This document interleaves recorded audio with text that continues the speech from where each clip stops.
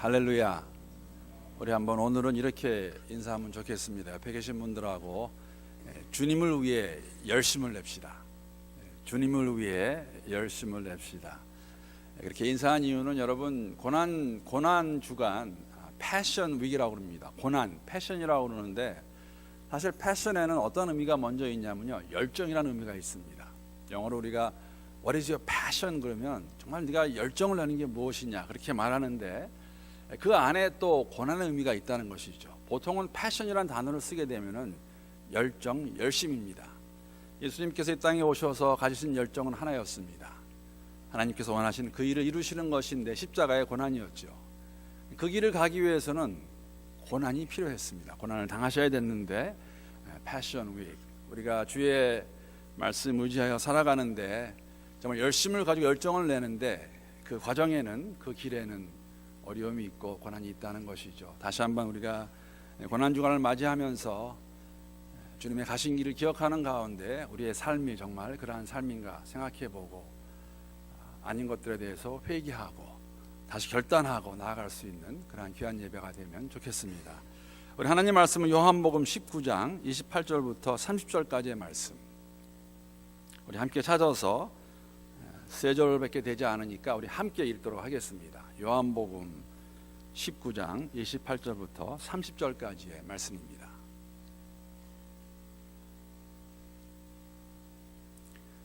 우리 함께 읽도록 하겠습니다. 시작.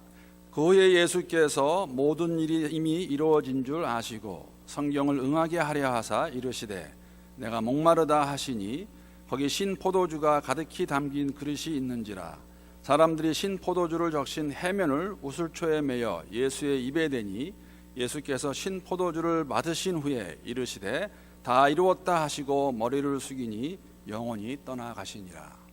아멘. 하나님의 말씀입니다. 요한복음 21장 25절에 보게 되면은 이러한 내용을 요한이 기록하고 있습니다. 예수께서 행하신 일이 이 외에도 많으니 만일 낱낱이 기록된다면 이 세상이라도 이 기록된 책을 두기에 부족할 줄 아노라. 요한이 쓴 요한복음에 있는 내용 말고도 만약에 예수님께서 공생애 때 일들을 다 쓰기 원한다면 세상의 책을 다 두기에도 부족하다고 이렇게 말하고 있습니다. 공생애 기간 동안에 천국 복음을 선포하신 그 내용이라든지 수많은 기사와 이적, 우리가 복음서를 통해서 아는 것만도 참 많은데 얼마나 많을지 세상이 부족하다고 그렇게 우리에게 말하고 있는데, 그런데 왜 오늘 본문에 내가 목마르다라는 그런 외침을 넣었을까? 이 외침을 꼭 기록해야 됐을까 하는 생각을 해보았습니다. 그렇게 생각한 이유는 오늘 외침, 특히 내가 목마르다는 오늘까지 우리가 본 지난 월요일, 화요일, 수요일 저녁에 보았던 내용과는 조금 차이가 있어요. 어떤 차이냐면 이런 차이입니다. 자신을 십자가에 못 박는 그 무리들을 향해서 예수님이 뭐라고 하셨냐면은 아버지 저들을 사하여 주옵소서. 얼마나 참 멋있는 말입니까? 멋있다는 표현을 한다면 정말 신 같고 위대한 외침입니다. 하나님, 예수님, 아버지여 저들을 사하여 주옵소서. 같이 죽어가는 강도들 가운데 한쪽에 있는 강도에게 낙원을 약속하십니다. 여러분, 아무나 할 수 있는 일 아니에요. 예수님 일시기 때문에 하시는 것이죠. 낙원을 약속하시는 예수님의 그 엄청난 모습, 외침. 마지막 죽음 앞에서도 십자가 밑에 있는 모친과 요한을 가리켜서 여자여 보소서 아들이니이다, 내 어머니이다 하며 새로운 가정을 형성하시는, 교회를 만드시는 모습을 저희들에게 보여주시고 외치셨는데, 오늘 본문에 내가 목마르다는 어딘지 모르게 너무나 인간적이고 약한 모습을 보는 것 같아서 이걸 어떻게 받아야 할지, 또 우리의 삶 가운데 이 의미가 무엇인지 그러한 생각을 가져봅니다. 세상의 책들을 다 두어도 예수님의 행적을 기록하기에 부족하다고 그랬는데 사도 요한이 이 말씀을, 이 외침을 쓴 이유가 있겠죠. 왜 이 외침을 썼을까? 요한복음에만 나와 있습니다. 내가 목마르다. 이 외침이 우리에게 주는 의미가 무엇일까?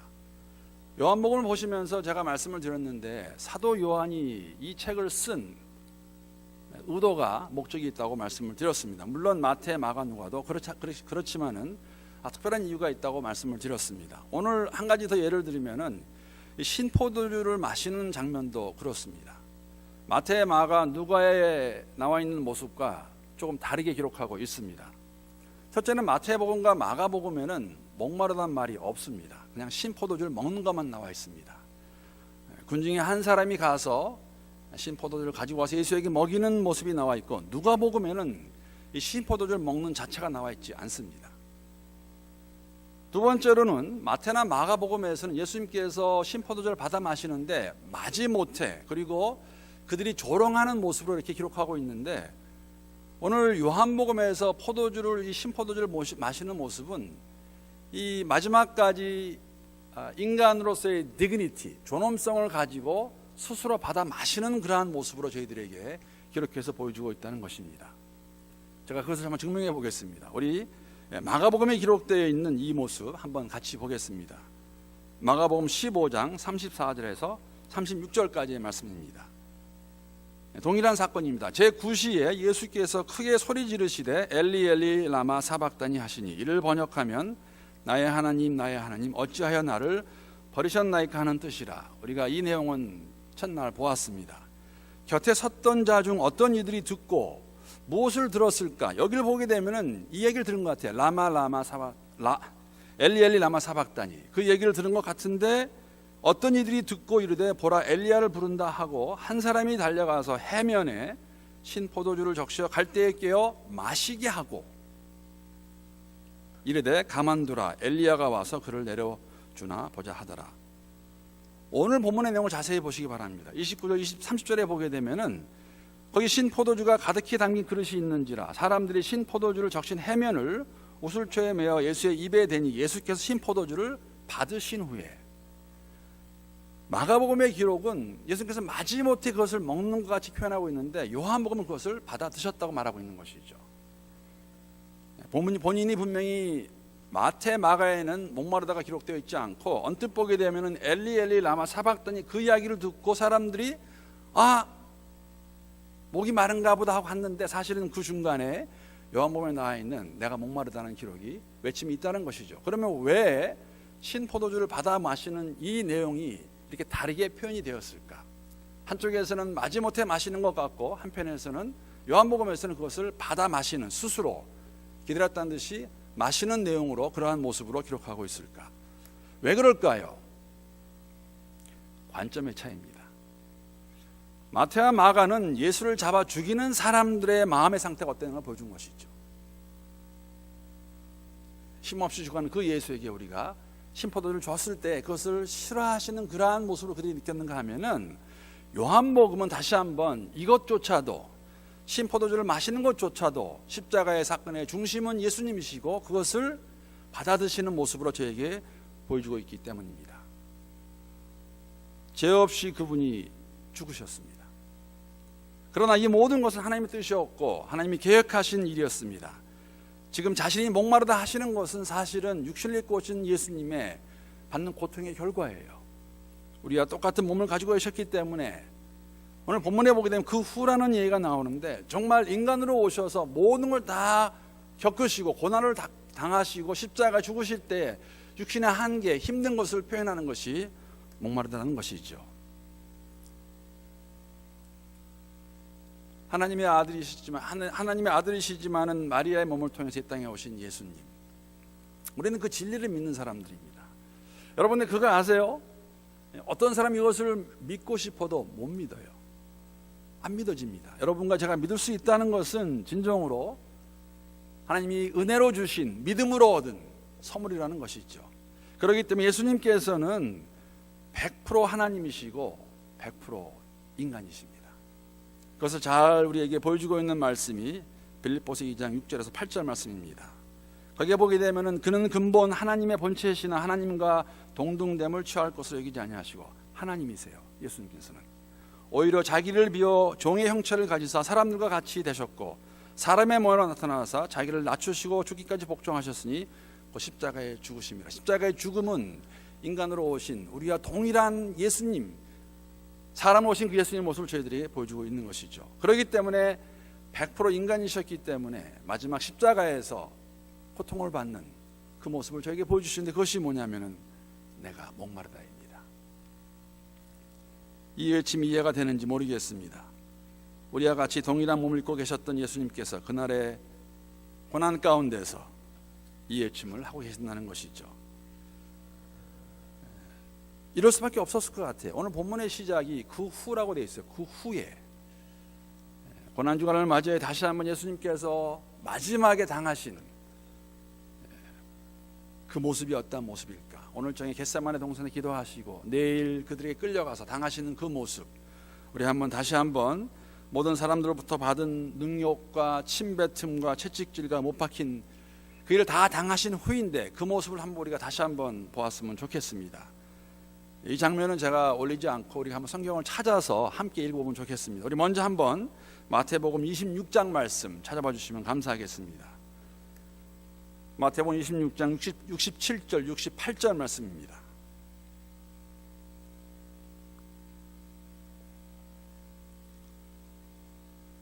어떠한 일을 당하셨나?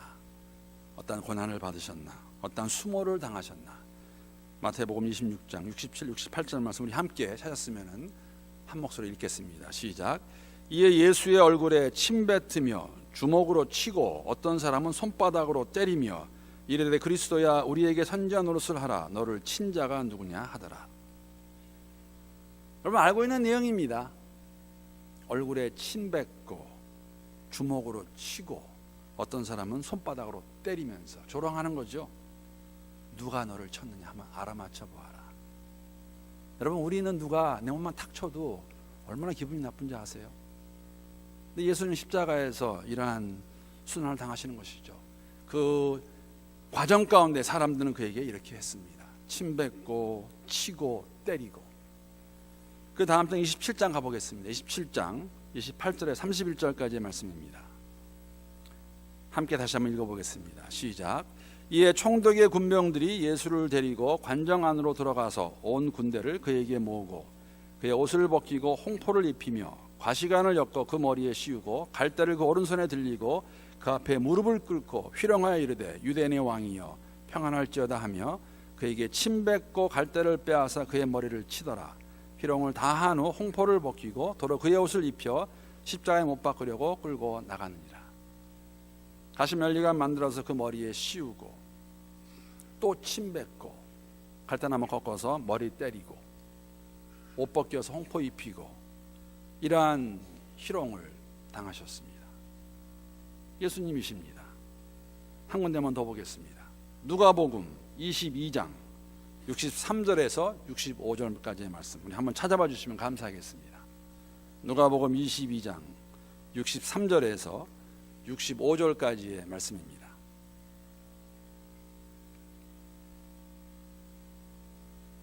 우리 함께 한 목소리 읽겠습니다. 시작.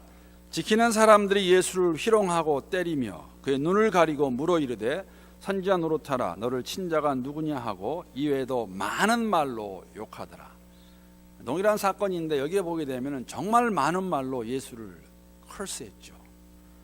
별소리 다 났을 것입니다. 많은 말로 욕하더라. 이러한 모든 것을 다 겪으신 후에 십자가에 돌아가시는데 마지막에 한 그 가상 7원의 한마디가 무엇이냐면은 목마르다입니다. 힘들다는 것이죠. 힘들다, 어렵다. 물론 이 부르짖음은 육신의 고통에 의해서만 된 것은 아닌 것 저희들이 알고 있습니다. 28절 말씀 보게 되면 오늘 본문 28절 말씀 보게 되면은 그 후에 예수께서 모든 일이 이미 이루어진 줄 아시고 십자가의 죽음은 모든 일을 이루시는 일이었기 때문에 성경을 응하게 하시려고 하려 하사 이르시되 내가 목마르다 하니 성경의 말씀을 이루시려고 기록된 예언을 이루시려고 예수님께서 목마르다 하셨습니다. 여러분 예수가 메시아라는 것 우리가 믿을 수 있는 여러 가지 이유가 있습니다. 그중에 아마 가장 중요한 이유를 대라 하면은 예수가 어떤 분일까, 메시아가 오실 메시아가 어떤 분일까에 대해서 구약에 예언하고 있다는 것이죠. 여러분 300여 이상의 구절이 오실 메시아에 대해서 얘기하고 있습니다. 그 예언하신 그 메시아가 예수 안에서 예수를 통해서 이루어졌다는 것이죠. 죽음도 마찬가지입니다. 십자가에서 이 말씀하실 것을 미리 말씀하시고 저에게 보여주셨어요. 시편 69편 21절에 보게 되면 이렇게 기록하고 있습니다.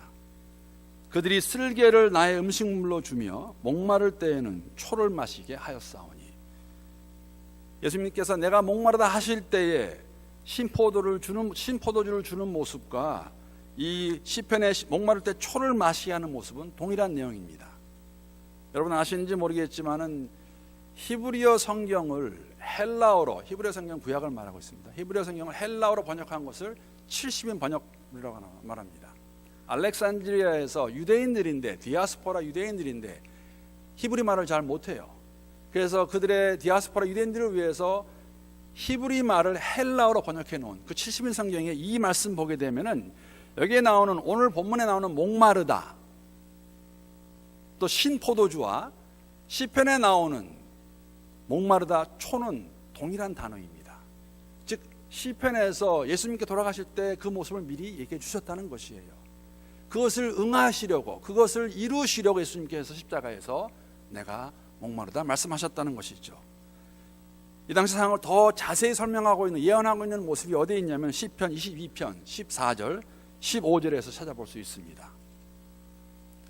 거기에 보게 되면 나는 물같이 쏟아졌으며 내 모든 뼈는 어그러졌으며 내 마음은 밀랍 같아서 내 속에 녹았으며 내 힘이 말라 지그릇 조각 같고 내 혀가 입천장에 붙었나이다. 주께서 또 나를 죽음의 진토 속에 두셨나이다.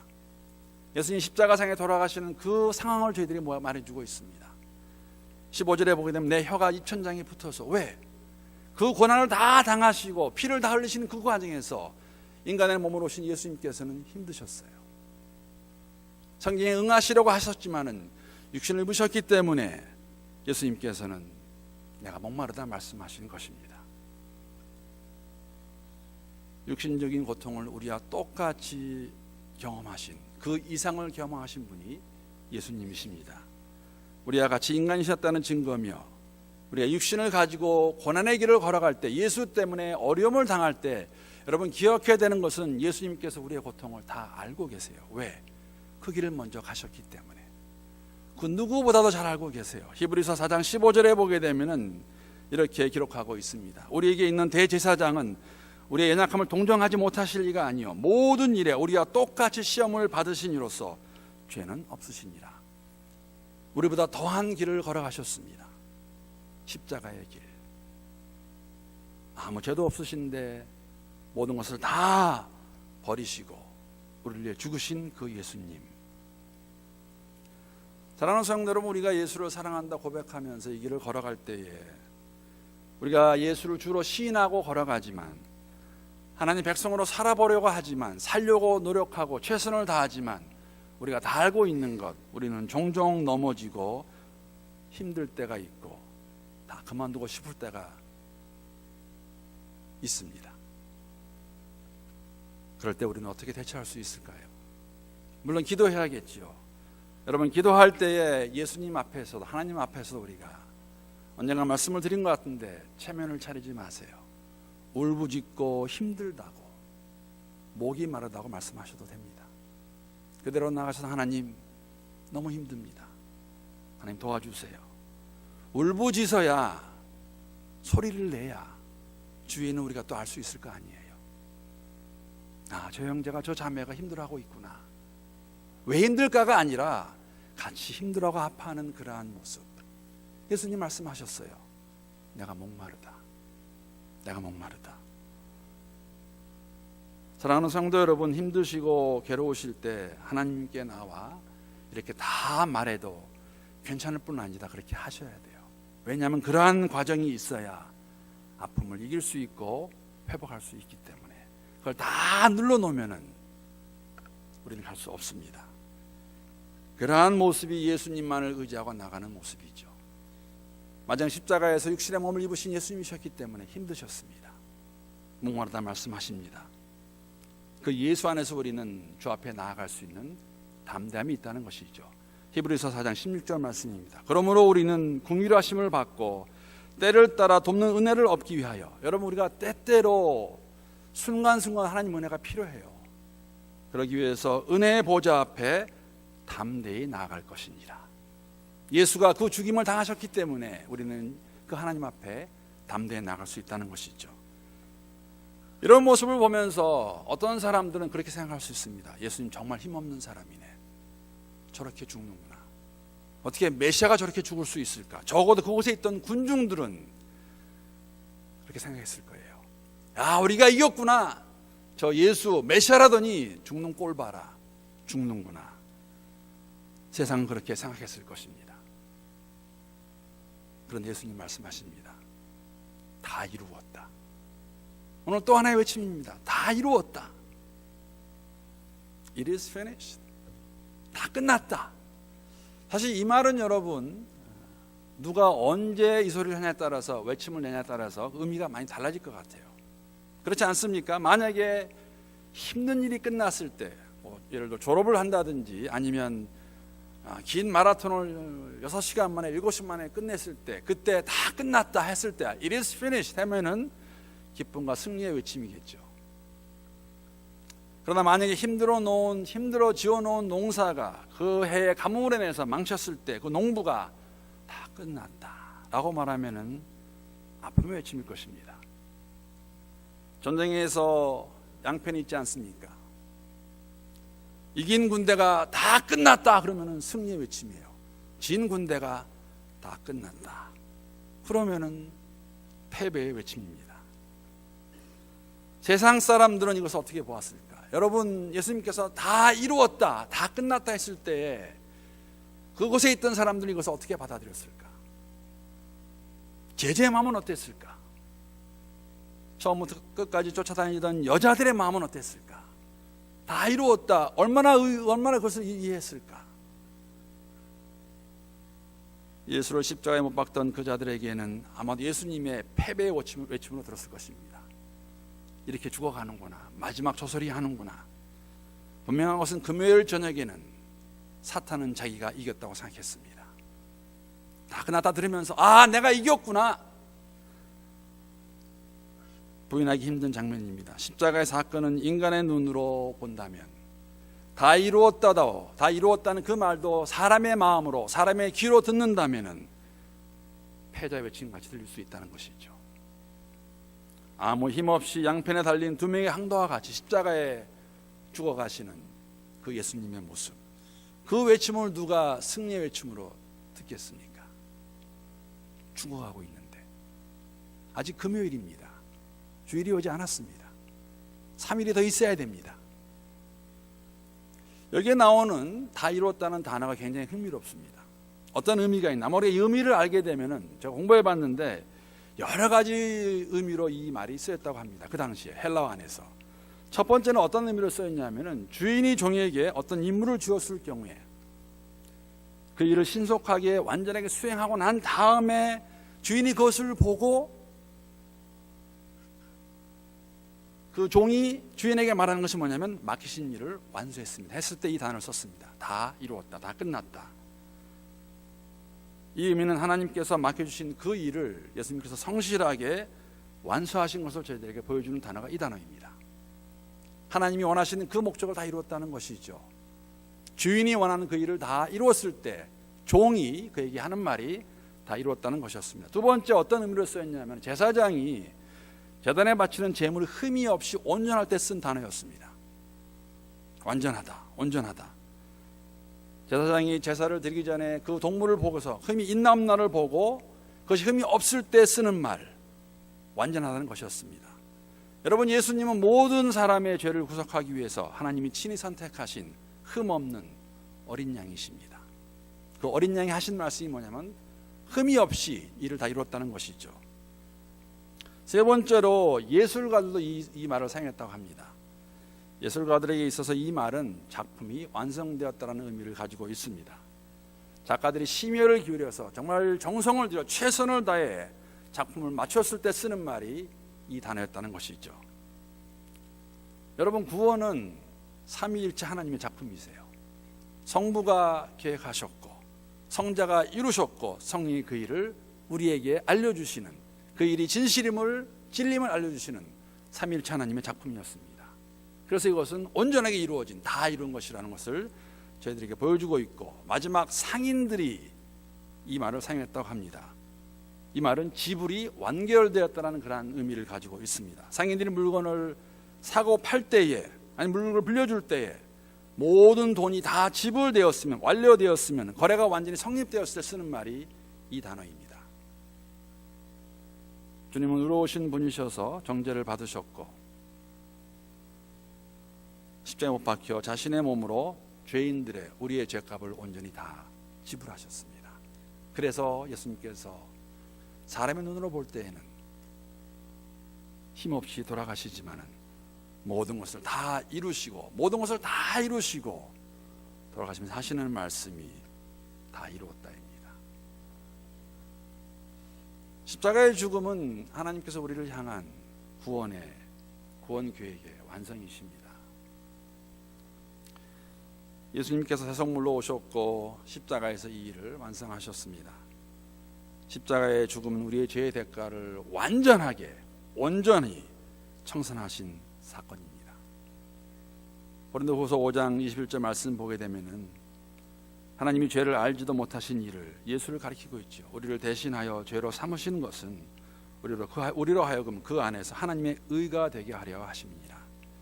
십자가의 죽음이 있기 때문에, 여러분, 십자가의 죽음은 우연히 불가능한 것이 아니라 예수님께서 아버지의 마음을 아시고 순종으로 자발적으로 이루신 전무후무한, 하나님이 직접 뜻하시고 계획하시고 이루신 일이 십자가의 사건입니다. 그 사건을 통하여 우리에게 새로운 삶을 주신다는 것이죠.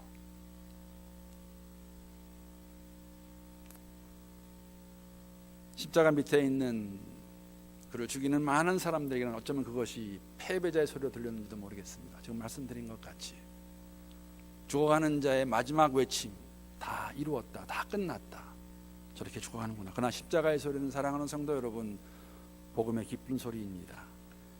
십자가 사건이 있었기 때문에 예수님께서 우리의 모든 죄를 사해 주셨고 온전히 치르셨기 때문에 이제는 더 이상 우리가 죄의 올무에서 살 필요도 이유도 없다는 것이죠. 그렇기 때문에 우리는 다시 한번 십자가 사건을 기억하면서 감사하고 기뻐해야 돼요. 다시 한번 고난의 주간을 우리가 곧들어 하면서 함께 걸어가면서 나 같은 자를 위해 당신의 아들을 보내신 그 예수님의 그 사랑과 은혜에 감사할 수 있으면 좋겠습니다. 로마서 6장 10절 11절에 보게 되면은 그가 죽으심은 죄에 대하여 단번에 죽으시며 그가 살아계심은 하나님께 대하여 살아계심이니 이와 같이 너희도 너희 자신을 죄에 대하여는 죽은 자요 그리스도 예수 안에서 하나님께 대하여 살아있는 자로 여길지니라. 그 예수를 믿는다면 여러분, 우리는 모두 다 죄에 죽어야 돼요. 죄에 죽고 하나님께 의로 살아가는 자들, 더욱더 주 안에서, 이 예수 안에서 하나님께 가까이 가는 가운데 정말 친밀한 관계를 이루어갈 수 있는 우리 모두가 될 수 있으면 좋겠습니다. 십자가의 죽음으로 휘장이 갈라집니다. 지성소에 들어갈 수 있습니다. 우리가 언제 어디서든지 십자가의 죽음이 있기 때문에, 십자가의 사건이 있기 때문에 함께 갈 수 있다는 것이에요. 담대함이 있어요. 히브리서 10장 19절 20절 말씀입니다. 그러므로 형제들아, 우리가 예수의 피를 힘입어 성소에 들어갈 담력을 얻었나니 그 길은 우리를 위하여 휘장 가운데로 열어놓으신 새로운 살 길이요 휘장은 곧 그의 육체니라. 그 죽으심이 있었기 때문에 휘장이 갈라지고 우리는 담대함을 가지고 담력을 가지고 그 성소에 들어갈 수 있고 하나님을 만날 수 있고 교제할 수 있고 친밀함을 유지할 수 있다는 것이죠. 이것이 바로 다 이루었다는 것입니다. 이루었다는 의미입니다. 더 이상 죄의 올무에 얽매이지 않고 죄에서 해방되어 주 앞으로 나아가는 삶.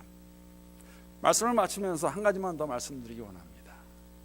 여러분, 우리가 예수를 믿는다 고백하며 다시 한번 오늘 이렇게 함께 예배 드릴 때에 십자가의 사건이 2000년 전에 일어났던 사건으로 끝나는 것이 아니라 우리의 삶 가운데 오늘의 삶 속에서도 이것이 일어나고 있고 우리는 그것을 인정하고 있고 우리는 그것을 경험하기 원하는 그러한 삶의 자세가 우리 모두에게 있습니다. 그러한 삶의 자세가 있다면 여러분, 우리가 돌이켜보는 가운데 그렇게 기도하면 좋겠어요. 우리가 가장 쉽게 하는 것들이 뭐냐면은 호범죄예요. 지은 죄를 또 짓는 것, 알면서 짓는 것, 모르고 짓는다면 이해가 될 수 있을지 모르지만 우리는 알면서 죄를 지어요.